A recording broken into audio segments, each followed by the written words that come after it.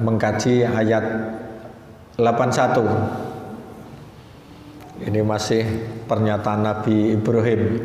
Wa kaifa akhafu ma asyraktum wa la takhafuna annakum asyraktum billah. Bagaimana aku takut kepada sesembahan-sesembahan yang kamu persekutukan dengan Allah, padahal kamu tidak mempersekutukan Allah dengan sesembahan-sesembahan yang Allah sendiri tidak menurunkan hujjah. Malam yunazil bi alaikum sultana, tidak menurunkan hujjah kepadamu untuk mempersekutukannya. Sultan diartikan hujjah atau dasar. Fa'ayul fariqaini ahaqu bil amni, maka manakah di antara dua golongan itu yang lebih berhak memperoleh keamanan? In kuntum ta'lamun, jika kamu mengetahui. Lah sebetulnya ayat ini nanti insya Allah pada pertemuan berikutnya diterangkan syarat-syarat apa supaya mendapatkan keamanan dari malapetaka ini dari sisi Allah. Jadi kalau ingin tahu persis syaratnya apa supaya mendapatkan keamanan dunia dan akhirat, ini akan dikaji pada ayat berikutnya. Wa kaifa akhafu min hadhil asnam, bagaimana saya takut terhadap berhala-berhala ini, allati ta'buduna min dunillah, yang kamu sembah selain Allah. Wala takhafu isyrakakum billahi khaliqikum, kamu tidak takut kepada Allah pencipta kamu. Malam yunazil bi hujjah bayyanahu biwahyin, padahal tidak ada hujah yang berupa wahyu yang diturunkan. Wala nadharu aklin tasbutu lakum, dan tidak ada akal sehat yang menguatkan sikap kamu. Ja'alahu syarikan fil khalqi wat tadbir au fil wasatah wasyafa'ah, sebagai sekutu dalam penciptaan dan mengatur, atau sebagai perantara dan pemberi syafaat. Jadi ini bantahan Nabi Ibrahim kepada kaumnya yang menyatakan tetap beribadah kepada berhala itu. Mana buktinya kamu? Secara akal juga tidak bisa diterima, termasuk tidak ada wahyu yang mendukung itu.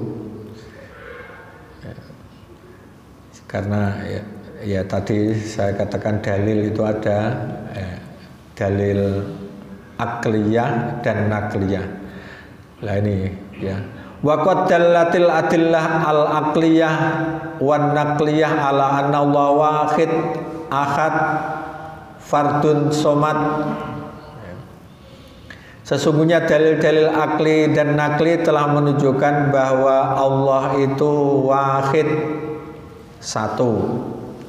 Ahad, ahad itu sebetulnya satu-satunya. Jadi tidak ada tandingannya, itu ahad ya. Sering dinamakan yang Maha Esa. Fardun, fardun itu ya tunggal. Somad itu tempat bergantung. Jadi semuanya itu bersandar padanya. Fa isyrakukum wafti atikum huwallazi yambagi ayyakhaf, sehingga kesyirikan kamu dan keingkaran kamu itulah seharusnya yang ditakuti. Jadi artinya gini ya, jadi Nabi Ibrahim itu ketika berdebat itu bisa menunjukkan yang pertama dalil secara akli. Menurut akal ini tidak bisa diterima orang kok menyembah kepada berhala. Kemarin ya pertemuan yang lalu sudah dibahas ya. Berhala itu yang membuat manusia, yang memahat manusia kok disembah. Terus yang kedua dalil nakli. Nakli itu wahyu dari Allah. Saya itu mendapat petunjuk dari Allah.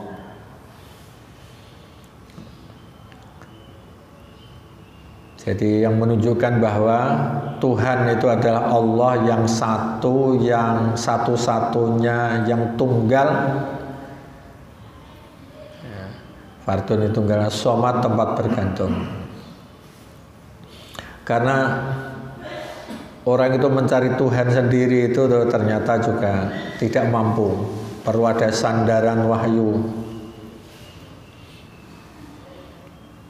Lah, semua nabi yang membawa wahyu itu ternyata menjelaskan bahwa Tuhan itu hanya Allah, tidak ada yang lain. Mulai dari Nabi Adam sampai Nabi yang terakhir itu sama yang dibawa. Semua itu adalah mengajak manusia untuk beribadah kepada Allah dan menjauhi taghut. Walaqad ba'assa fi kulli ummatir rasulun ani'budullaha wajtanibut taghut ya. Walaqad ba'asna fi kulli ummatin, sungguh-sungguh kami telah mengutus tiap-tiap umat itu ada rasul, yaitu ani'budullah, supaya manusia itu hanya beribadah kepada Allah semata, wajtanibut taghut, dan menjauhi taghut. Jadi itu prinsip. Ya, termasuk ini Nabi Ibrahim tadi, Nabi Hud, ya, termasuk Nabi kita Muhammad SAW. Wa fi kaifa, kata-kata fi kaifa, pada kata-kata kaifa ya, itu maknal ingkari. Angkara alaihim takhwifahum iyyahu bil asnam. Ini sebagai pengingkaran. Ibrahim mengingkari kaumnya yang menakut-nakuti jika tidak menyembah berhala. Wahum la yakhafuna Allah azza wa jalla. Sementara mereka tidak takut kepada Allah azza wa jalla. Artinya, kaifa akhafu mayyitan wa antum la takhafuna Allah al-qadir ala kulli syai'. Bagaimana saya takut kepada benda mati? Berhala itu kan benda mati. Sementara kamu tidak takut kepada Allah yang berkuasa terhadap segala sesuatu. Jadi sebetulnya yang disembah itu karena penamaan, ila asma'an sammaitumuha. Jadi nama-nama yang dijuluki saja. Makanya ketika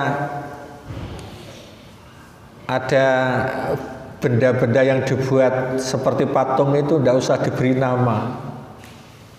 Kita tidak usah, ini patung dewa ini, dewa ini, dewa ini.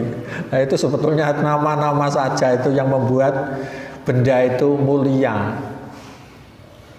Dan benda, nama-nama itu adalah buatan-buatan manusia supaya dimuliakan gitu saja. Sebetulnya tidak ada pengaruhnya. Lah sekarang memanai sultan ya. Ibnu Abbas dan lainnya berpendapat berkaitan dengan sultan. Dia mengatakan ay hujjah, artinya hujjah. Hujjah itu dalil ya. Ay la dalila yasbutuhu. Tidak mempunyai sultan itu artinya tidak ada dalil yang menguatkan, baik dalil nakli maupun dalil akli, baik berdasarkan wahyu atau akal. Kaqauli ta'ala, sebagaimana firman Allah Ta'ala, am lahum syuraka usyara'u lahum minad-dini ma lam ya'zam billah. Apakah mereka mempunyai sembahan-sembahan selain Allah yang mensyariatkan untuk mereka agama yang tidak diizinkan oleh Allah? Jadi sesembahan-sesembahan selain Allah itu tidak ada dasarnya, tidak diizinkan oleh Allah, itu berarti tidak ada wahyu atau dalil yang memerintahkan tentang itu. Jadi bukti kebenaran itu perlu didukung oleh wahyu, diteliti tentang dalil yang ada ini. Ya, termasuk manusia atau nabi kok dituhankan, itu buktinya mana ini yang menunjukkan tentang hal itu perlu ada dalil, perlu ada sultan atau hujjah. Ya. Itulah cara diantara berdebat tanpa harus menjelekkan orangnya, tetapi kita ini adu kebenaran, itu caranya begitu. Qaulu ta'ala, firman Allah ta'ala, in hiya illa asma'un sammaitumuha antum wa abaukum. Itu tidak lain hanyalah nama-nama yang kamu dan bapak-bapak kamu mengadakannya. Ma anzalallahu biha min sultan. Allah tidak menurunkan suatu keterangan pun untuk menyembahnya. Jadi sultan di sini keterangan atau dalil. Jadi ayat ini tadi ya yang saya baca tadi. Jadi berhala-berhala yang disembah itu sebetulnya adalah asmaun, nama-nama yang dibuat-buat oleh kamu dan bapak-bapak kamu atau nenek moyang kamu, sehingga itu dianggap mulia itu karena memang sebutannya istimewa. Dia adalah Hubal. Nah, Hubal itu ini yang mengurusi ini, Lata yang mengurusi ini, Uzza yang mengurusi ini. Kalau agama yang lain menamai dewa, dewi dan seterusnya, itu nama-nama saja sebetulnya, sehingga terlihat itu mulia. Kalau kita harus mengatakan, ya kita sebagai orang Islam harus berani mengatakan bahwa itu adalah ya batu gitu.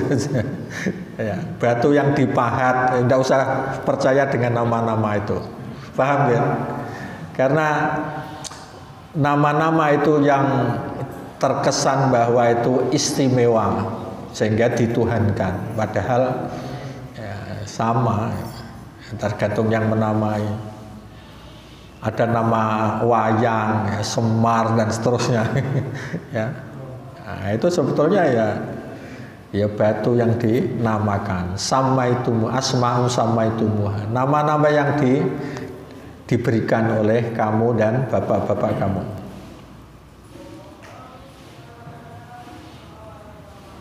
Ini yang membuat tadi ya berhala dianggap istimewa.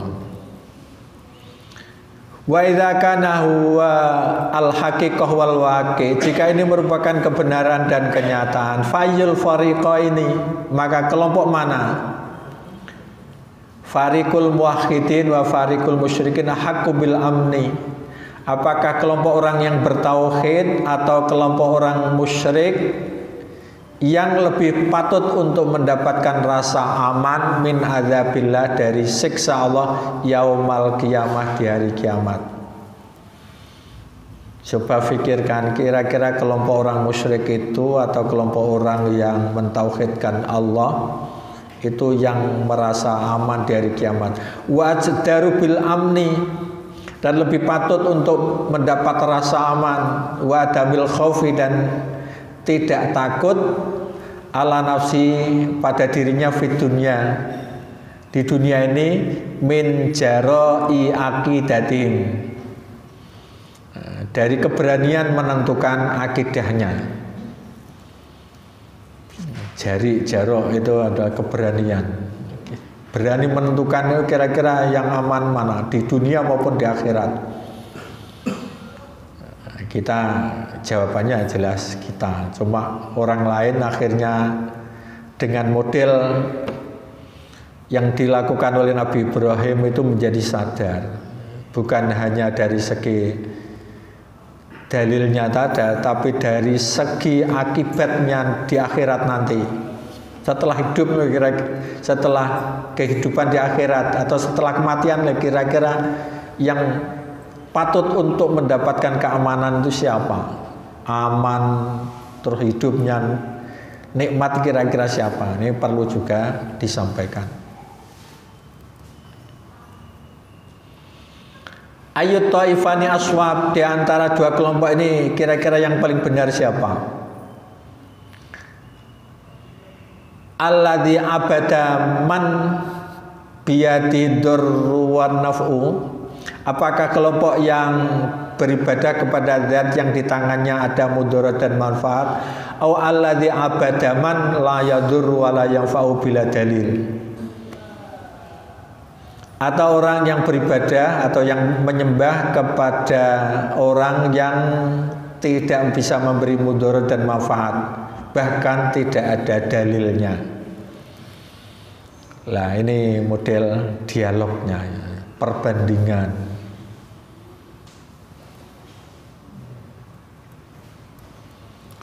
Wa tasrih bil fariqaini dunal iktifa biqauli fa ayyuna haqqu bil amni. Penyebutan dua kelompok, tidak cukup satu kelompok dengan ucapan maka kamilah kelompok yang berhak mendapatkan rasa aman. Jadi model Nabi Ibrahim itu tidak menyebutkan kamilah kelompok yang terbaik, tetapi menyebutkan, ya coba diangen-angen kira-kira dua kelompok ini, kamu dan saya ini, kok disebutkan kedua-duanya. Kenapa? Lidilalati, untuk menunjukkan ala anna hadhil muqabalah, bahwa perbandingan ini amah likulli muwahhidin wa musyrikin, sifatnya untuk umum, untuk orang yang bertauhid dan yang musyrik. La khosoh lahum, tidak khusus buat kelompok mereka saja. Ini walil bu'di, untuk menjauhkan diri an tahti atihim soroha. Jadi ini untuk menjauhkan diri dari sikap menyalahkan mereka dengan terus terang, dengan terang-terangan, hatta la yanfiru minal iswa, sehingga mereka itu tidak dibuat lari, ya sebetulnya, hatala yang firu, sehingga mereka tidak lari atau tidak menghindar minal isgo, dari memperhatikan, wal yaljau ilal anad, dan cenderung untuk menentang. Jadi ya kira-kira diperbandingkan kedua-duanya. Jangan tuh langsung kelompok saya yang benar, tidak semata-mata begitu ternyata ya Ibrahim. Ayyul fariqoni, di mana dua kelompok ini? Mari kita perbandingkan. Dan model semacam itulah yang dilakukan juga oleh Nabi kita Muhammad sallallahu alaihi wasallam. Jadi tidak terus terang terus kemudian ingin memaksakan kehendak, khususnya ketika perjanjian Hudaybiyah itu ya. Pada perjanjian Hudaybiyah itu seakan-akan Nabi itu mengalah, ya.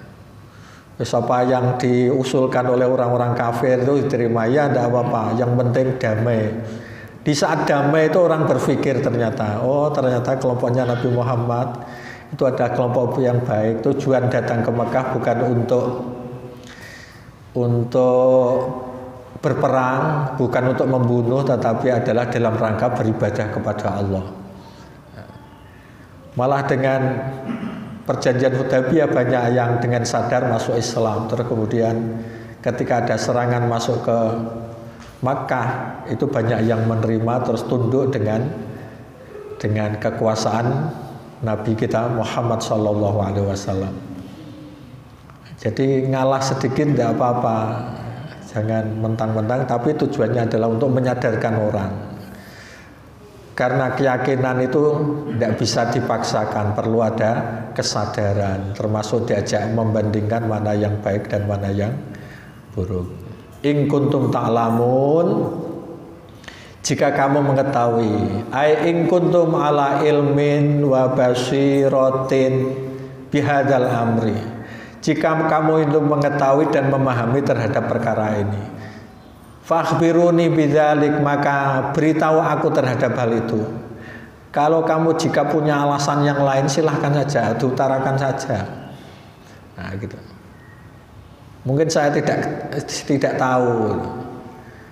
Nah, ketika menyampaikan alasan, ya kita jawab dengan baik. Wa fi hadza daf'un lahum ilal i'tiraf bil haqqi. Dengan cara seperti ini bisa mendorong mereka untuk mengakui, ya, kebenaran, i'tiraf, mengakui. Jadi inilah cara-cara Nabi Ibrahim itu menjawab kaumnya. Ternyata dengan cara yang cantik, ya. Jadi diskusi, membandingkan mana yang manfaat, mana yang mudarat, mana yang baik, mana yang buruk. Termasuk dari berbagai sisi ilmu pengetahuan, hujjahnya apa, dalilnya apa, menurut akal bagaimana, menurut wahyu bagaimana. Itulah yang dilakukan oleh Nabi Ibrahim alaihissalam.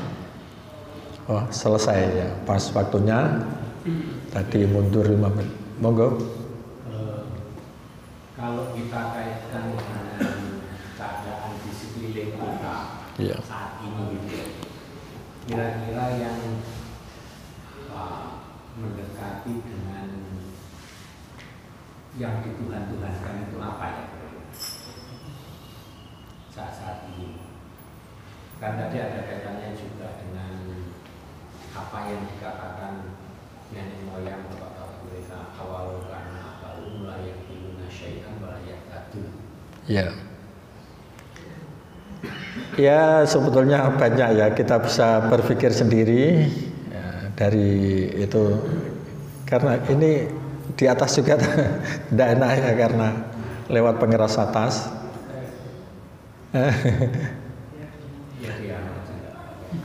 Ya, jadi ya seperti penyembahan terhadap patung-patung yang disembah oleh saudara-saudara kita itu kan ada ya, yang dibesar-besarkan, termasuk mungkin ya dengan adanya sesajen dan terusnya itu kira-kira ya.